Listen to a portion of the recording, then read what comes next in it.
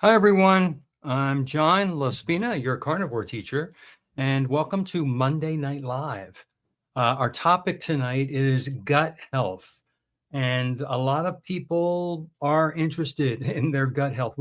It's kind of a taboo subject sometimes. We need to watch the words we use because we're talking about our guts, our intestine, our colon, and all the stuff that goes through it, right? But we are all human. And it happens from time to time. We get out of whack. So I hope that tonight this topic can answer some of your questions, your concerns. And if you have any questions or concerns, please feel free to type appropriate ones in the comment section, and I'll look back at the comments every once in a while, and I will respond and give you my best answers. If I don't know the answer, I'll tell you. So I'm going to. I have some prepared information that I often have on Monday Night Lives. I'd like to start reading that to you. And then a lot of times that information spurs questions. So I'm going to get started. I'm really glad you're here. This is going to be an important conversation. Gut health is one of the most misunderstood topics of all nutrition. We've all been told the same story, that a healthy gut is one that is consistently fed fiber. Am I right? Constantly fermenting, constantly active. But what if that's not actually a sign of health? What if what people are calling a healthy gut is really just a busy gut, an irritated gut, a gut that's constantly working to deal with things that don't fully agree with it? So let's start with something foundational. There is no essential requirement for fiber in the human diet. And that I get lots of arguments on that. There's always people who swear and argue. They get very defensive about fiber. But what is fiber? Fiber is not a vitamin. Fiber is not a mineral. It is not an essential fatty acid. It is not an essential amino acid. Those are the things that we need for nutrition, and none of that is in fiber. It's something your body cannot digest. So what happens to it? It gets fermented by bacteria. And that fermentation produces gas and bloating, short chain fatty acids, and for many people, discomfort. We've all been there at times in our life. So you know what I'm talking about. And some will say that fermentation is beneficial. But here's the question that we need to ask. Is constant fermentation a sign of optimal function, or is it compensation? Think about that. Because when people remove fiber, especially on a carnivore diet, something very interesting starts to happen. The bloating goes away. The gas goes away. The urgency goes away. And the gut becomes quiet. And that's not dysfunction. That's efficiency. Let's see who's here now. Let's go into the chat. There's my friend John from John Together Strong. I feel like I'm in constant contact with my friend, and he knows why. Bacon Runner's here. Bouffalante, if you have a lot of gas, that's a bad sign. And Frank Coletta, thank you all for great information. So guys, anytime during this 1 hour, I'm going to stay on till it's 6:19 p.m. my time, Eastern time. I'm in Boca Raton, Florida, and it rained all day today. It was kind of yucky, but I should not complain because a lot of people in the rest of the country have it more often than we do. But I'm going to be on till about 7:15. So we've got plenty of time. If you have questions, comments, make those questions and comments because it's going to drive my discussion here. All right. So let's talk about the microbiome because this is where a lot of confusion comes in. Your gut bacteria are not fixed. They're adaptive. They change based on what you eat, how often you eat, and even your environment. If you eat a lot of plant material, you'll grow bacteria that specialize in breaking down plant fibers. If you remove that and eat primarily meat, fish, and eggs, your microbiome shifts to accommodate that. You don't lose health, you just shift function. And the people who do eat a lot of fiber and a lot of carbs, a lot of vegetable matter, their gut does adjust, but they also have to deal with bloating and gas because it's fermenting. And what you often shift toward is when you go carnivore is less fermentation, less gas, and a more stable internal environment. Now, I can attest as a carnivore, I've been carnivore for 3.5, well, let's see, is it 3.5, a little over 3 years. Before that, I was ketovore. I was eating very few vegetables for 2 or 3 years before that. And then a year before that, I was keto. I was eating a lot of plants. So I noticed that I have almost no gas. I do have gas, but I think the gas I have, honestly, is when I'm swallowing air. I get gas right after I drink a lot of water really fast because I think I'm gulping air. And then I get gas, either a burp or a fart. Things are still fermenting down there, but you don't have the enormous amount of plant fibers that just ferment. It's amazing how much gas it does produce. And that fermentation, a lot of it is methane. It smells bad. All right. That's another thing that I noticed going on carnivore is, I know this sounds crude, but my farts don't smell. I don't have bad smelling flatulence. And I know what it's like to have bad smelling flatulence from the past and other people. And we all know what we're talking about. Everybody laughs at the farts, and especially the guys out there. We all giggle at farts. Little boys, even grown men, we giggle when somebody farts and it smells. I don't know why. The women, they don't laugh at it. They think it's gross, but we all giggle. It's kind of a guy thing. But that's fermentation gas. It's not really, it's a sign that you're fermenting. And that's not always a good thing. So the idea that you must constantly feed fiber assumes that constant fermentation is ideal. Many people feel their best when that entire system calms down. Now, I don't know about you, but I know a lot of people that have colitis, they have IBS, they have intestinal issues, different names for them. And much of the advice from doctors is you need more fiber. You need more fiber to push it through. It really frustrates me when I hear that advice because it's the exact opposite. We don't need fiber, and fiber is probably what's causing the disruption down there.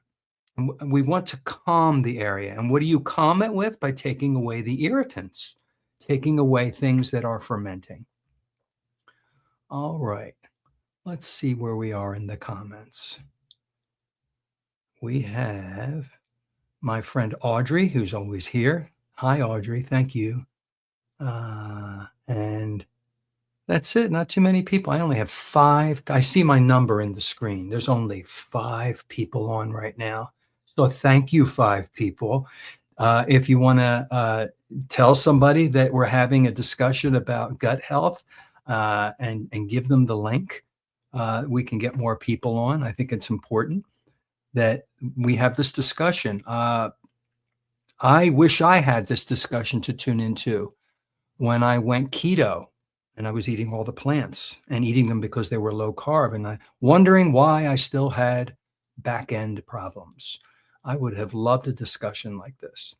So let's introduce a powerful concept. Are you ready? Low residue nutrition. Residue is what's left over after digestion.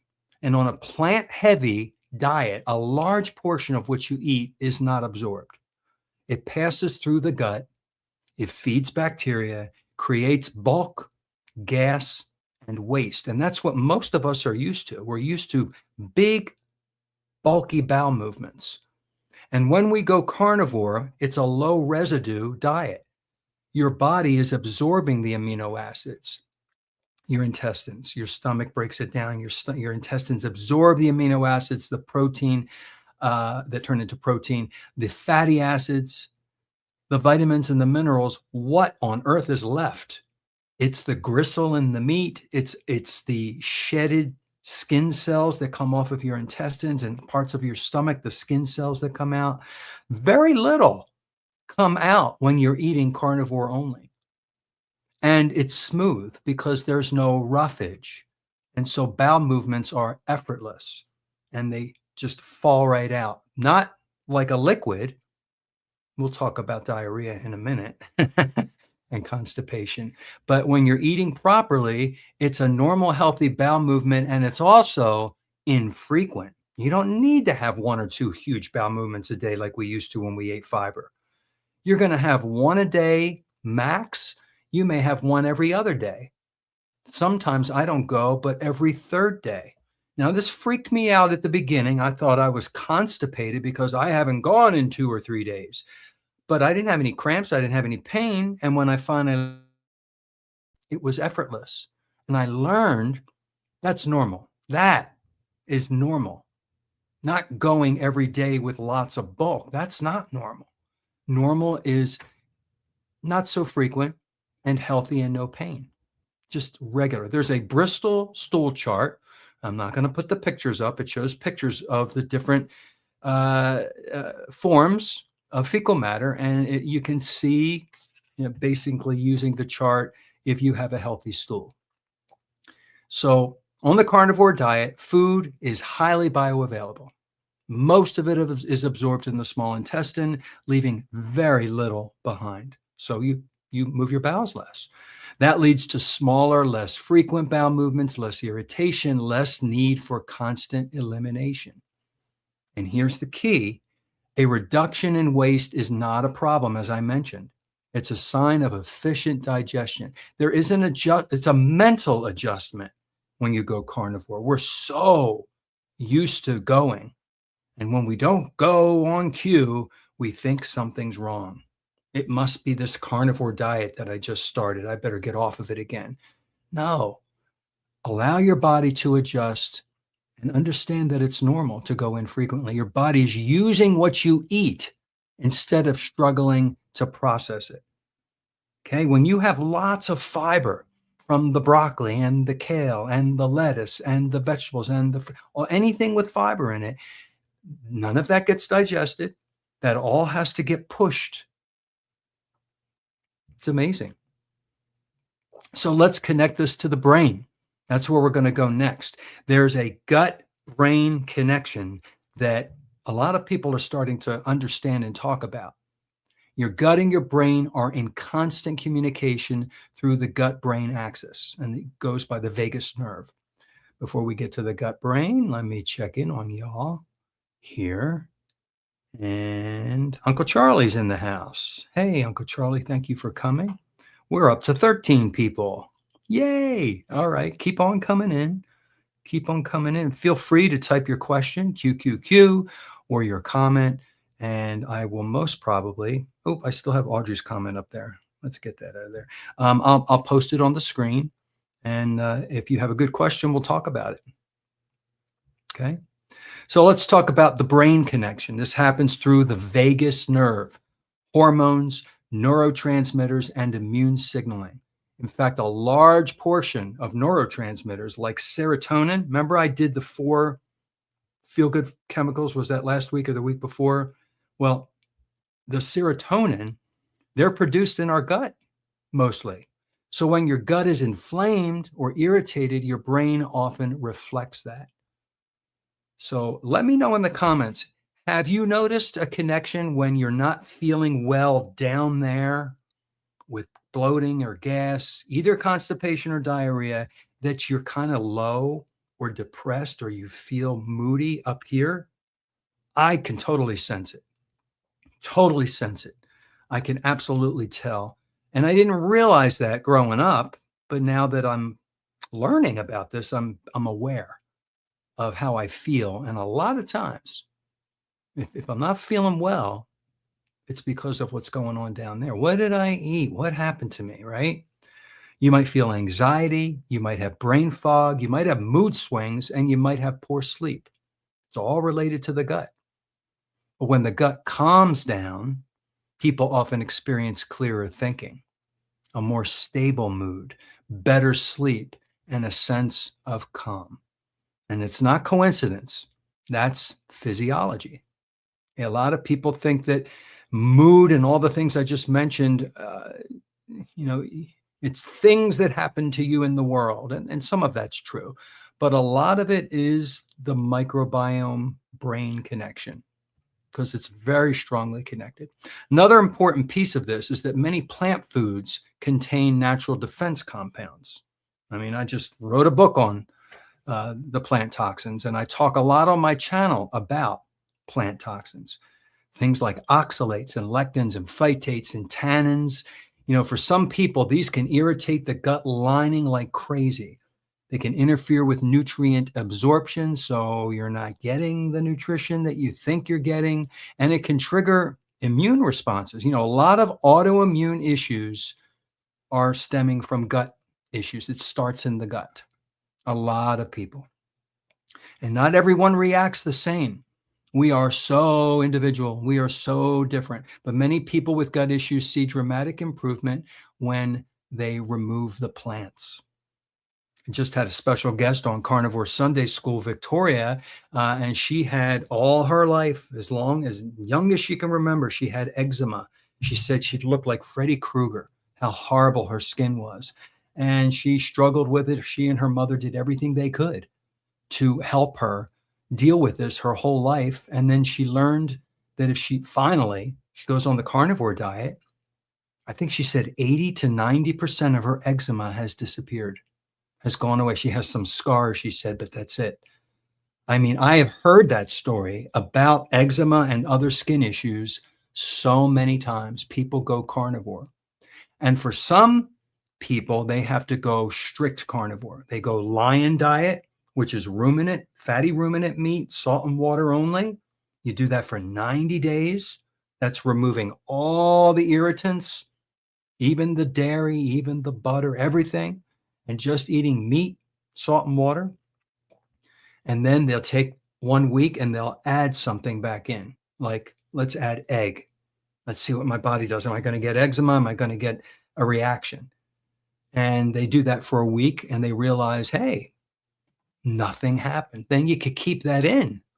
And then they try each week to add something. And then they're going to pinpoint exactly what their body overreacts to.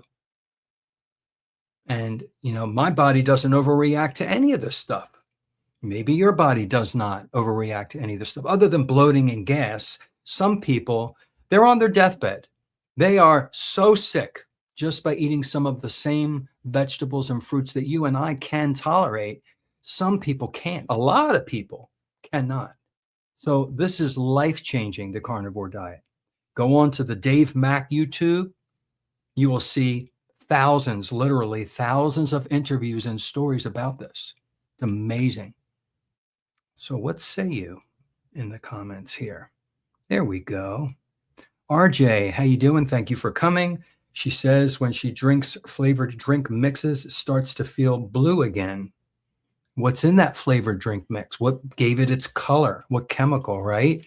And if it's flavored, it probably has, you know, sucralose or aspartame or some kind of sweetener that might be doing that to you. I know for me, I can't tolerate stevia. Stevia, for me, I get an automatic headache, and it lasts for days. I pinpointed it. Every time I did stevia, headache. No stevia, it goes away. Add it again, I get a headache. And I found out, interestingly, the only issue I have in my whole diet is I used to be allergic to ragweed. And the stevia leaf is in the same botanical family as the ragweed plant. And when I was a kid, I would have sneezing and watery eyes. And oh my God, for decades, I had this horrible, terrible reaction to ragweed pollen. And that was always the middle of August until the first frost when I lived up in Pennsylvania.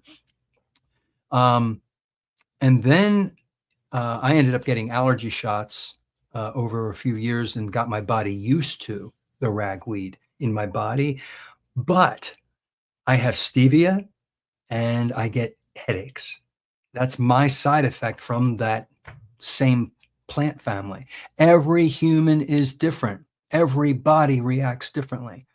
So what RJ's experiencing, her body's sensitive to the food dyes in that drink and the sweetener, whatever that is in that drink.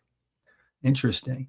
Let's see. Lee says, okay, but what compounds in plants may cause skin inflammation? Lee, any. It could be any of them. It's individual to you. What may cause skin inflammation in you is not causing it in me.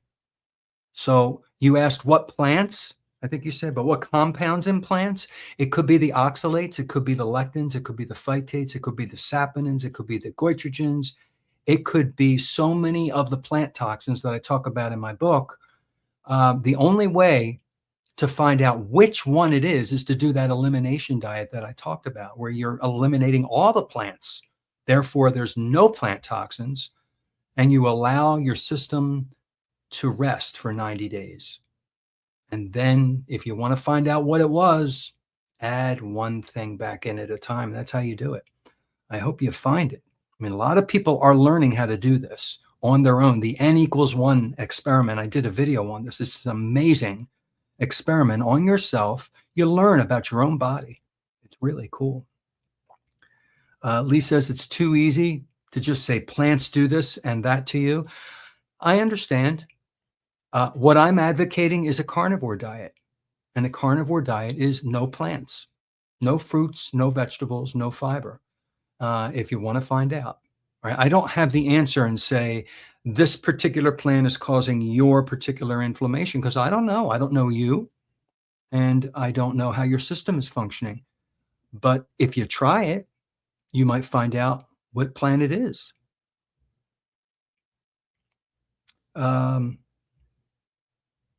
Buffalant says, I get a head reaction also with stevia. You might have the same sensitivity to that botanical plant that I do. Hi, Sandy. Sandy says hi to me.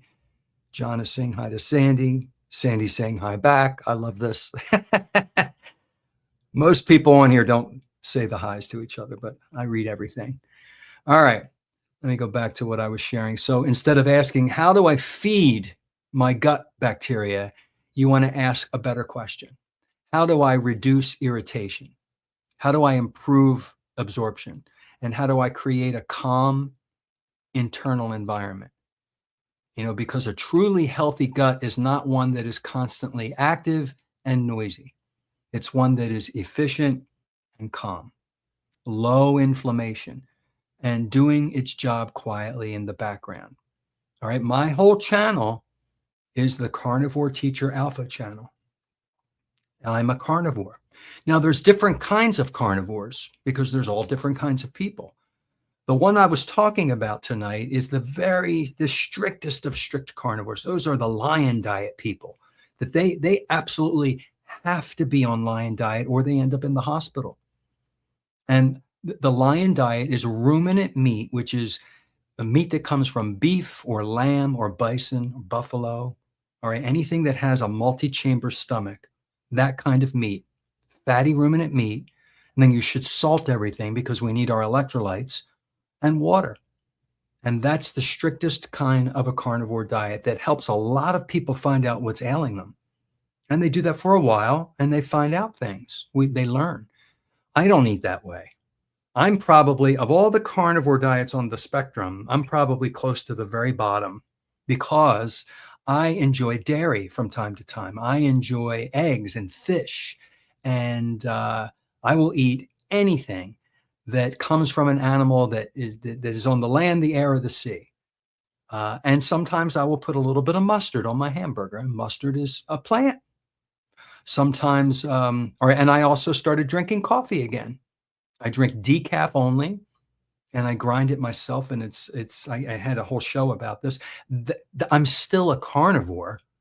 I am a hyper carnivore. 95% of what I eat is just meat, fish, eggs, and animal fat. But some people have to tighten that up and eliminate the eggs, or tighten it up and not have any pork or poultry because that's what flares them. But on carnivore, we get rid of as many plants as possible, not just because of the fiber, but because of carbohydrates. We learned that, a ketogenic diet, carnivore, is a ketogenic diet. It's a form of keto. And we just don't involve plants. We eat only from the animal kingdom. And we are getting all of our nutrition. We're not lacking anything. You're not missing anything that you think you're going to get from a plant. You can get some vitamins and minerals and protein and some kinds of fats from plants, but a lot of that is blocked and interfered by the fiber and the toxins and the anti-nutrients. And then your body can only absorb 5 to 12% of that iron, which is non-heme iron, very little bit. And then when you have the animal protein, the animal fat, your body can absorb close to 80 or 90% of those vitamins and of those minerals. So carnivore, we tout carnivore because, not because we're brainwashed, but because we've healed. I speak to so many people who this is their mission to pay it forward, like I'm doing with my channel. We have healed. They tell their story of not just the weight loss, but the skin problems that have gone away, the IBS issues that have gone away. So many. So I know people who have multiple sclerosis. I've interviewed them, and they're in remission because they took the plants out and they eat very low carb. We don't need carbs. Our body makes all the glucose that we need on demand. It's really just, our body's amazing. It's a miracle. All right, I went off on a tangent there. Let's see. It's like, who am I trying to convince? Myself? I don't get to talk to my family and friends like this. Family and friends don't want to listen to me, so this is my outlet. I get to get excited and share my health journey and other people's health journeys with you on here. And I appreciate you listening. All right, let's see what John says. I did an elimination diet starting off from a long-term fast, found out I have a reaction to everything. Oh gosh, John, except for sardines and water. N equals 1 is the bomb. You're allergic to everything, John? Don't tell me you're allergic to meat, right? Are you allergic to red meat too? Hopefully not that. Sardines are amazing in water with the skin on and the bones in. I hope you get that kind, John. Yeah. All right, let's see. Yeah, Sandy says, hit the thumbs up. When you do hit the thumbs up, the like button, there's this thing in YouTube that I still can't figure out. My friend Juliet's been trying to figure it out too. It's called an algorithm. And it's this complicated formula of all the things they pull together that make a video popular or share the video or refer the video. So if you hit the thumbs up, in the replay at least, it recommends this video. So if somebody's looking for some answers about gut health, this might be one of the things that pops up, all because a lot of people click the thumbs up. So thank you for doing that. All right, Josephine, the beef woman. I'm going to highlight that because I like her name. Howdy, beautiful people. Howdy, Josephine. All right, let's see. Oh my gosh, everybody comes. Maybe I should start this later in the evening. People tend to come on after I come on. All right, Josephine, I'm doing great. All right, John says working on getting a video out for Thursday. You have to go see John Together Strong. Go into YouTube after this show and type in John. It's like my name, John, and then Together Strong. He is a very gifted, talented synthesizer. He puts together, he pulls together lyrics and video clips and pictures and uses software and creates these amazing, just blow your mind music videos that have a message. And that's how he's paying it forward and teaching people, because he himself has been healed using carnivore. And he's a good guy too. Uncle Charlie says, are grounding mats for under your mattress any good, and are they safe, and do they work? Okay, a little off topic. And I think you asked this before, and I think I commented on this, Uncle Charlie, but yes, they are effective. Yes, they work, because I know lots of people who have them. My friend Casey Ruff at Boundless Body Radio swears by his grounding mat and his grounding mattress, or his grounding sheet. He has, and I also bought them too, sandals with a copper rivet on the bottom. So when you're walking outside, you can ground. Grounding is very healthy. You're connecting your electrical system, your nervous system. You're grounding it to the earth, and it lowers blood pressure. That's a proven biological fact. It lowers stress and anxiety. We always were grounding hundreds of thousands of years ago. Now we're all wearing rubber sneakers, right? We need to be grounding more, and try it. It's healthy. It is. Let's see what Josephine. Oh, yeah, not too far away. Hips of time. Oh, she must be talking to somebody else. Okay. I shouldn't highlight these until I read them. All right. This one says, and I can't read some of these names. At man and boy. Hi. Put some spaces in there so I can figure out how to say these. I'm buying your book for my parents. You read it too. That's great. Thank you. I've got 3 books out, guys. You want to see them? I got them right here. The first book I put out is called The Carnivore Teacher. It's a little paperback, and it was my first shot, my first try at self-publishing, and I had to get all my thoughts out about being a carnivore. So I just named it my name. The second book is called Processed to Death. All right. It's a comprehensive manual. It's in color. I spent a lot of time on this talking about all the stuff in the grocery store, all the ultra processed food. I don't focus too heavily on the plant toxins on this one. So I wrote this third book called Beyond Oxalates, the complete guide to plant toxins. And you can look up all the plant toxins, and it's by chapter. It's not a book you read cover to cover. It's a reference guide. So I wanted to put that out there because it's important. All right, Josephine, thank you, thank you, thank you. Much appreciated. Oh, Rick. Hey, Rick is my friend, Charger Mopar, about an hour and 20 minutes, maybe an hour and 10 minutes away from me in Miami. I'm in Boca, and he says crazy weather here. Yeah, it's gross here too, Rick. We're getting the same stuff all day yesterday, 2 days ago, yesterday, today, I think tomorrow too, and then it clears up for us here in South Florida. But I'm not going to complain because it's really ugly in a lot of other parts of the country for longer periods of time, you know? All right, let's see.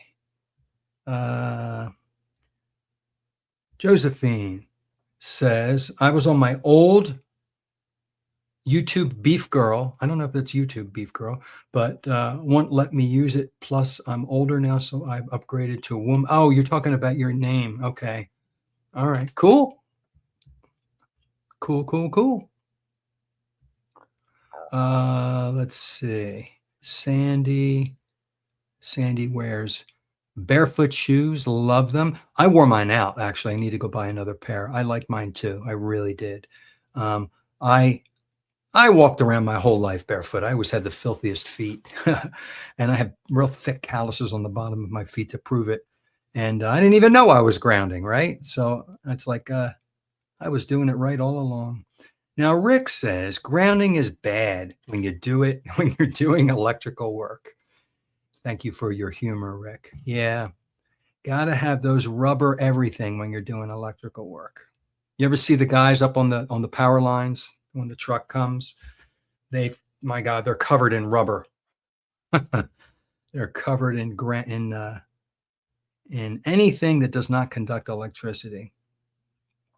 Rick says he was on his bike to Aldi and got in a massive storm. Don't you check the radar before you get on that bike, Rick? When I go bike riding, or because a lot of times I ride to the gym or whatever, I just look at the radar first. And if I see stuff coming this way, on my phone, I pull it up. I don't get on the bike. I take my car. All right. It's gorgeous in North Florida, Sandy says. Where are you, Sandy? Did you tell me last time? Where are you in North Florida? Because we're in South Florida. All right. Uncle Charlie says, I need to invest in a cold plunge tank. Cold plunges as uncomfortable as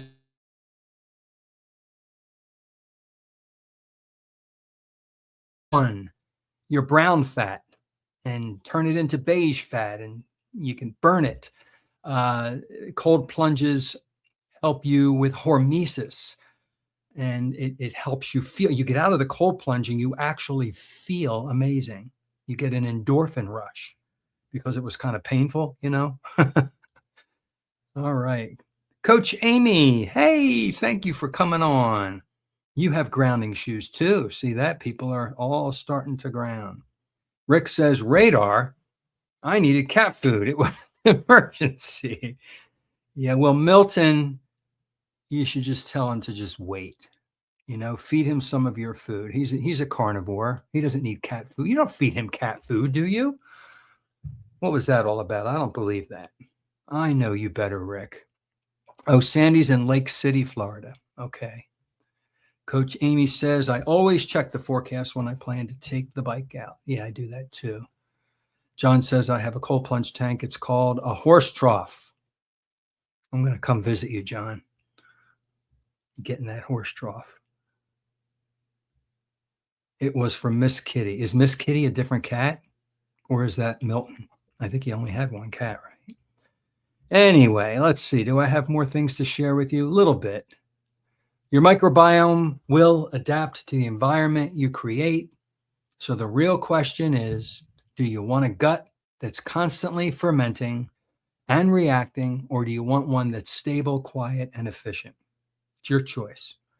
That's what we're really diving into tonight. So do you have any gut questions? We talked about grounding and cats and rain, and I'm fine. I'll go there if you want. I'll talk about anything. But we're here to talk about the gut microbiome. Does anybody have any issues? Even on carnivore, sometimes you may catch a bug and you have disrupted bowels, and it's not necessarily the food that's causing it. I mean, there's other reasons to have disrupted bowel issues, not always food, but a lot of our bowel issues are, think about it, they have to be food related, because what is the stuff in the bowel? It's the food that you ate. And it's important. I didn't even talk about, I was going to talk about diarrhea and constipation, because, you know, it's a fine line. If you're carnivore and you are having diarrhea issues, how much fat are you eating? Are you overeating the animal fat? Because your liver produces bile made from cholesterol, by the way, and it stores it in your gallbladder, and your gallbladder squirts it out as you eat food. It senses that you're eating fat, and it squirts out as much bile as it can. And a bile is like a detergent. It breaks the fat globules up into these microscopic fat globules so it can go through the aqueous. It can travel, you know, because water and fat don't mix, and it can go through your intestine and get absorbed. You can absorb the vitamin A, D, E, and K when your bile breaks the fat down. If you didn't have bile, you'd be just squirting out all the fat only. So if you overeat animal fat, you don't have enough bile to break that down, then you get more fat going through your small intestine, and then that gives you a watery bowel. If you have a problem with constipation on carnivore, guess what? This was my problem when I first started, because I feared the fat. I was raised as a fat phobic person. Many of us were. So I never ate enough fat when I started carnivore. Everything was not fatty enough. I saw the fat on my food and I thought it was enough. It was not enough. And I had constipation. Not only was I going in frequently, but it was hard and it hurt. And it was these little chunks that came out like deer pellets. That is constipation. Plain and simple, up the fat. Up the fat, then the bile has something to break down, and it gives you a healthy bowel movement. So you have to find out where your medium is. You don't want a watery bowel. You don't want a very constipated bowel. We don't tend to talk about these things online or in public, do we? But it's part of life. It is. So we all want to feel well. And when our gut is healthy, we feel well up here. We feel happier.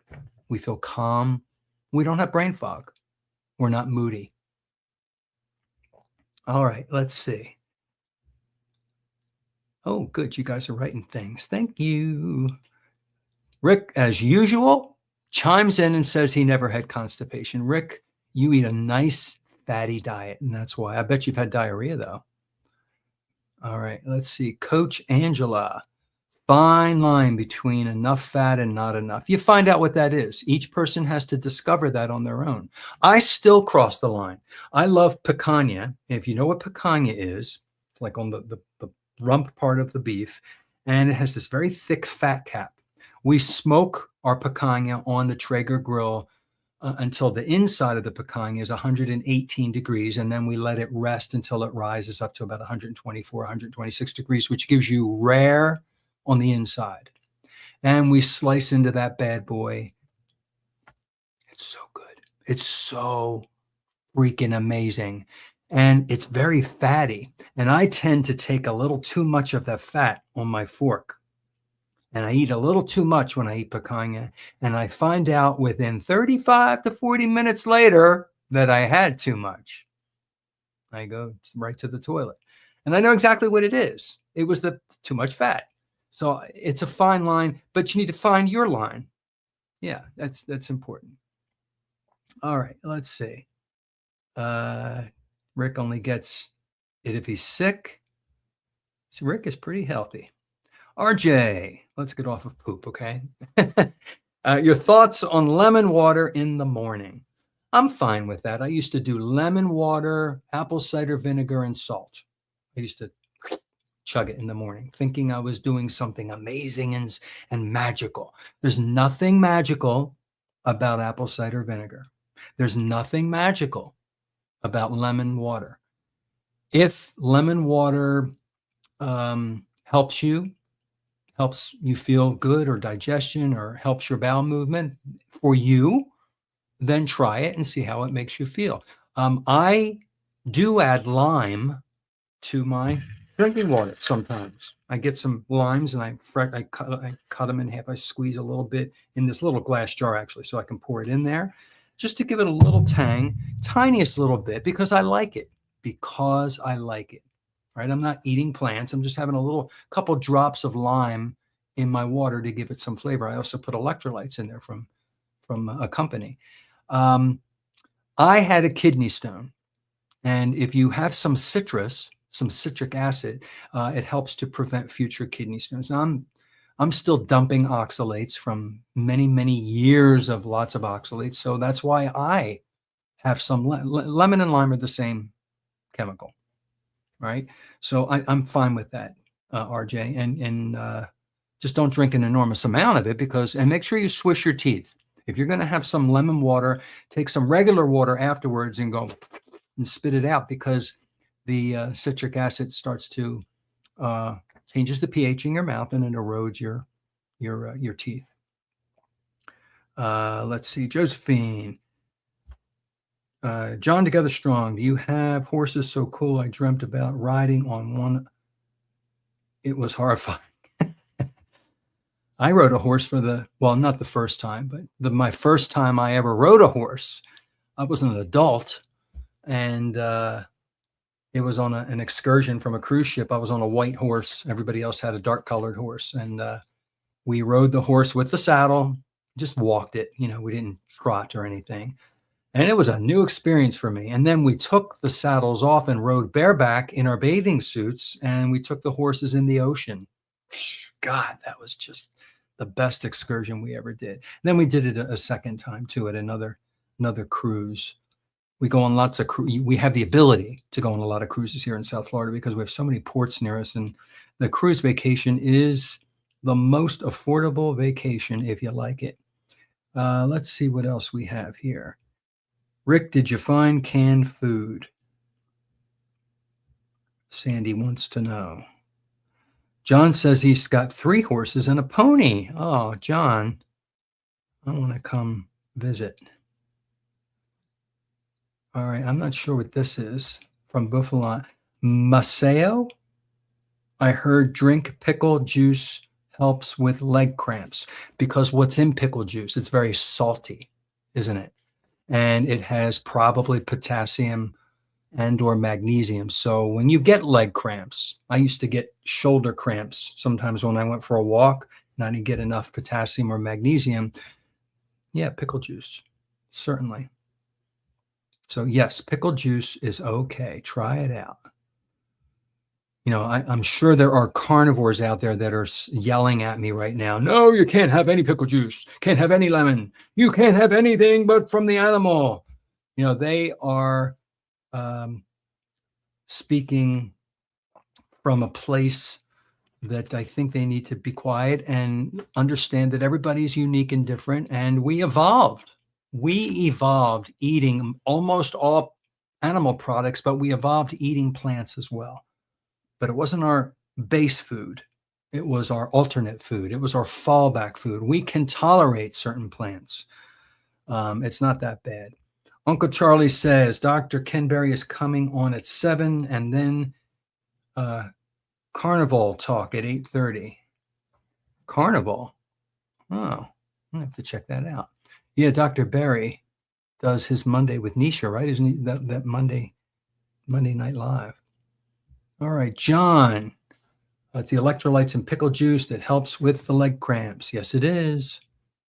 Josephine, sorry, knock at the door. Oh, the pony, cute. So, all right. Any more comments or questions, ladies and gentlemen? We have about 14 minutes left. That I'll do what I can to answer your gut microbiome questions, or any other question if you like. Otherwise, I will talk your ear off about things I want to talk about instead of what you want to talk about. So type them in. Dr. Berry live stream full. Yeah, I remember when I haven't been on Dr. Berry's live streams for a while, but when I was on them, the comments fly by. There's literally like 5,000, 10,000 people on, and he and Nisha are trying to answer these questions, and they can't. They're even having trouble because the questions fly by so fast. But yeah. Rick says he's never had cramps. Rick, you're just the most unique person I've ever met. You've never had a constipation. You rarely have diarrhea. You've never had cramps. Could it possibly have anything to do with the fact that you have been eating a carnivore diet for almost 42 years? Could that be the reason? I think it is. I really do. Rick says the Dr. Berry ecosystem is a closed loop. I avoid it.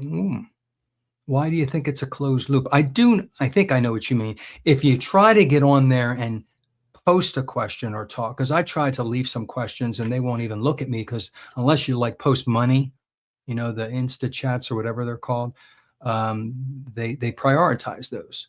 That's his bread and butter. So yeah, a lot of people turn to these smaller channels like mine. I have a whole 22 people watching me right this minute. I see my little, it went down to 21. Maybe I scared somebody off. So any other questions about the gut microbiome? Let me see if I can share any other information. We talked about bowel movement, consistency, the brain-gut connection, and mood and focus. A lot of people say that you must eat fiber so that you have a diverse microbiome, and that is false. Your microbiome adjusts and adapts to what you eat. And all of us carnivores are proof of that. We are healthy. Dr. Anthony Chafee, I think he's been doing it 8 years, 9 years he's been carnivore, strict carnivore, and he's healthy as could be. So look at Rick, 42 years almost.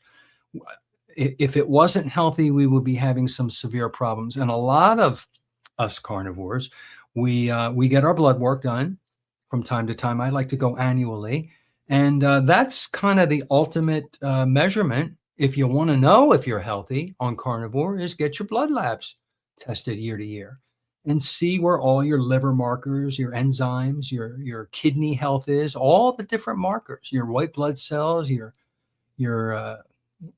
all those things that you can't pronounce. I take my blood labs and I start typing in all these big words and I find out how my levels are. And I try to find the the ultimate levels and see how healthy I am. And I'm going on 4 years soon, and I've never been healthier on the carnivore diet, and I feel great.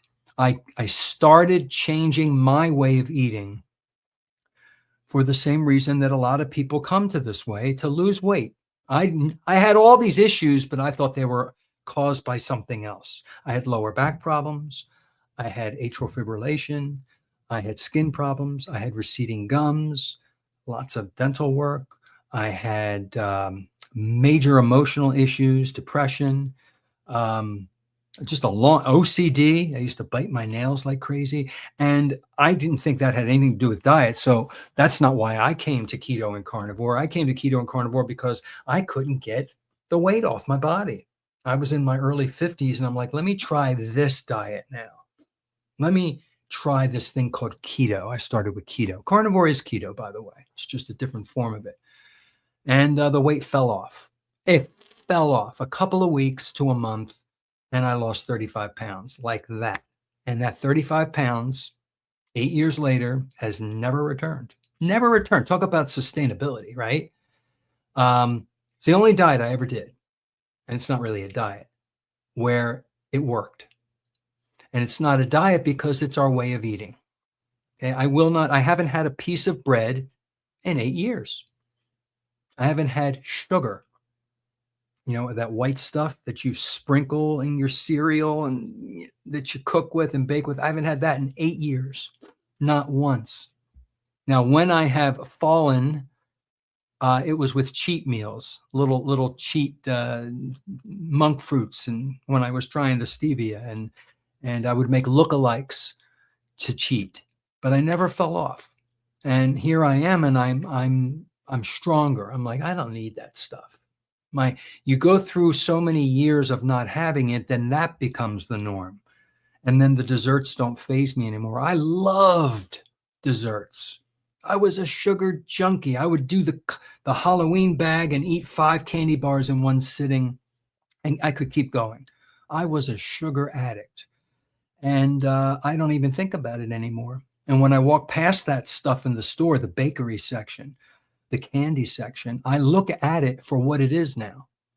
That stuff to me is like the tobacco on the wall, all the cigarettes and the pipe tobacco and the vapes and all that. When you look across the counter in some of the stores and you see where all the tobacco products are, you know how you see that you're like, well, I'm not a smoker. I'm not a vapor. I don't do that stuff. That's poison. That can cause cancer and emphysema, all this stuff. Well, I look at sugar the same way. I go up the aisles, I pass them. I'm like, I'm not touching that bag of M&Ms that I would have eaten before, or the Twix, or the Pop-Tarts, or all the stuff with all the sugar that I was addicted to that used to light up my brain. I see that for what it is now, just like I see tobacco for what it is. So something changes in the brain when you switch your way of eating and you see things for what they are. The knowledge is the power. I've often said on my channel, knowledge is power, and it really, really is. You become the optimized version of yourself, and you look back at how you used to be and how you used to eat. I don't even know who that person is anymore.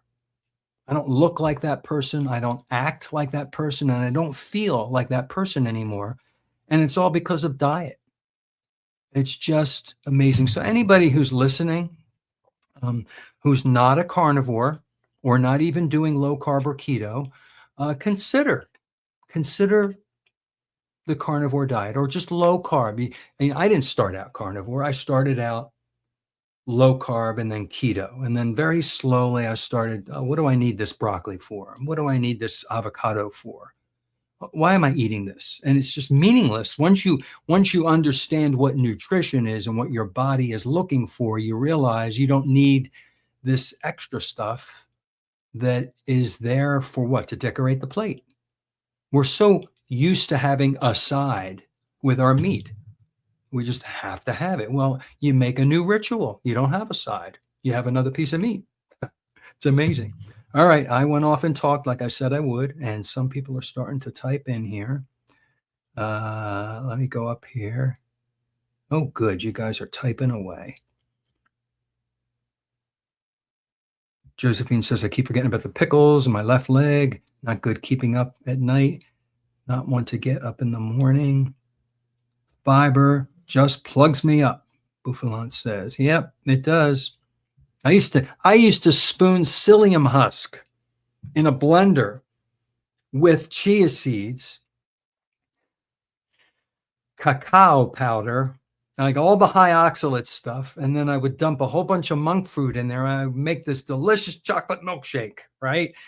That was just pouring the oxalates in my body. Just amazing what I was doing. And I thought it was healthy. And I thought it was low carb. I did that when I was keto. Didn't realize I was hurting myself. And the fiber was hurting me too. All right, let's see. Don't forget the thumbs up, beautiful people. Rick is talking away. Is it easy to maintain healthy weight if you eat properly and reduce stress? It is. It really, really is. But we're a habit to our rituals and our habits, and we have to retrain ourselves. If you've always have this or that with your meal, you're always going to have it because it's what you do. We are creatures of habit, and we sometimes have to change that. All right, Rick says, why would they call something a cheat that does not give you an advantage? And that's what DC, David Charles, always says what he taught me. It's not a cheat meal, it's a setback meal. When you cheat, you're not getting to any finish line faster, you're hurting yourself. So it's really not a cheat meal. It's just another way to look at it. All right, Rick again. Rick is lighting up the board. There is a place here called Nosberry Farm. Yeah, I've heard of that, where people line up for duck food. You, of course, would know about that. Hey, Rick, our neighborhood is overpopulated with ducks, by the way. We have an overpopulation, and they haven't even had their chicks yet for spring. You should see it. I think they're leaving their poopy everywhere. I'm like, where's Rick? We need a Rick up here. First, we had too many iguanas, and now we have too many ducks. Buffalon says, I love carnivore, but I'm lipotoxic, like Jenny Mittich. Husband sucks. I'm not sure. Lipotoxic, so what? You have too much fat and you get sick? We need fat. You must not be completely lipotoxic. Maybe you have an oversensitivity to too much, or maybe you have a bile production problem. I don't know. I would love to. I'm going to look that up because that's interesting. All right, Josephine says, I was bread and pasta, not sweets. That's my drinks, most likely. The second why I can't lose weight. First is I feel my bones and I go eat not good. Yeah, some people drink their calories. They drink their sugar. I was never a sugary drink person. I was always, give me candy and cake.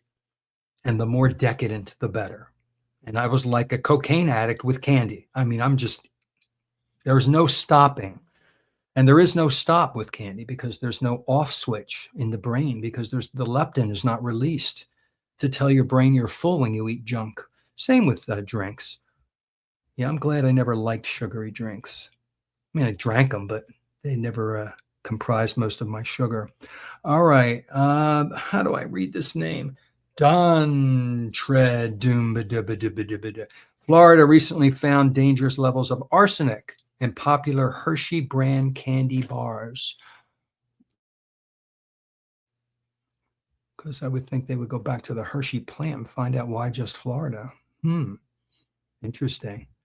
All right, Rick says again, let's see, I have to uncheck that to do this one. Oops. I guess since I have always been poor, I saw meat as the food for rich people and everything else was for the poor slobs. Well, meat is becoming for the rich people. It's so damn expensive nowadays. It's so crazy. We just found, because Easter is next Sunday, we go to the store around the holidays like this, and you'll find really expensive cuts of meat are on sale, and we will splurge. We'll buy some standing rib roasts that are like $10 a pound, and normally they're $24 a pound. That's more than half off. And we buy like 3 of them. It's a lot of money, but it goes into the deep freezer, and then we make it, and it makes many, many, many meals. It's actually cheaper. So that's what we do. We wait till there's sales and stuff. But hamburger's great. Chicken's great. You eat what you can afford, and carnivore does not have to be expensive. We all know that argument. Us carnivores. All right, it's 7:15. Let's see. John says you didn't talk about how the appendix is important to the gut. That's where good bacteria hides when the body is under attack. It is, and they're just learning that it's not a useless organ anymore. And our appendix apparently used to be very large when we used to eat a lot of dirt and pebbles and stuff. And our appendix over the years has shrunk. But I think it's still an appendage that does something. And I didn't talk about it, John, because I don't know that much about the appendix. But good point. Thanks for bringing that up. All right. Yep. Rick is going to come up to Boca with his net and scoop up the ducks. Oh my God, you should see him. John, you used to be John. I forget what you were saying that too. Let's see. John, you used to be Carnivore Teacher. Then you added the alpha. What's that about? I just decided to change it to give it an extra adjective. When I got my tattoo sleeves, my Polynesian sleeves, I decided to just add the word alpha. I thought about what word to add, and I like it because it sounds strong. It sounds primal. I almost made it Carnivore Teacher Prime. And I don't know why I didn't choose that. I just chose alpha. But yeah, and before, do you know what I was before I was Carnivore Teacher? I was Carb Addiction Teacher. That's how I started out. The Carb Addiction Teacher. That's when I was keto. All right, I've got 2 more comments and I'm going to say goodbye. All right. I never saw the danger in junk food. Well, never means past tense. Maybe you do now, I hope. And if you don't now, you look like a young fella. When we're young, our bodies are forgiving. We repair faster. As you get older, in your 30s, 40s, and 50s, everything goes a little bit slower. The weight comes off slower. The repair is slower. Usually people our age realize we can't be doing what we did in our teens and 20s because we're not as resilient as we used to be. So that's my answer to that question. All right. RJ says, cost is less of an issue when I think of what I'm not buying anymore. Yet think about it. When you're not buying all the stuff that's not carnivore, put that money into all the things you're buying now that is carnivore. And if you do the math, I think you realize you're actually saving money. It's pretty amazing. All right, my friends, thank you so much for coming. I really appreciate it.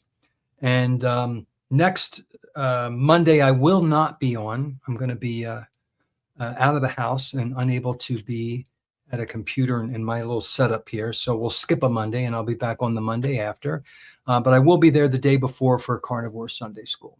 So I don't have a topic for that following Monday, but I'm sure I'll come up with one.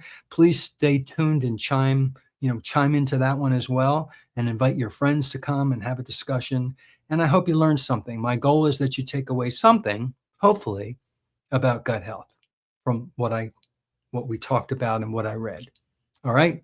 Thank you so much again, and have a wonderful evening, everybody. Take care.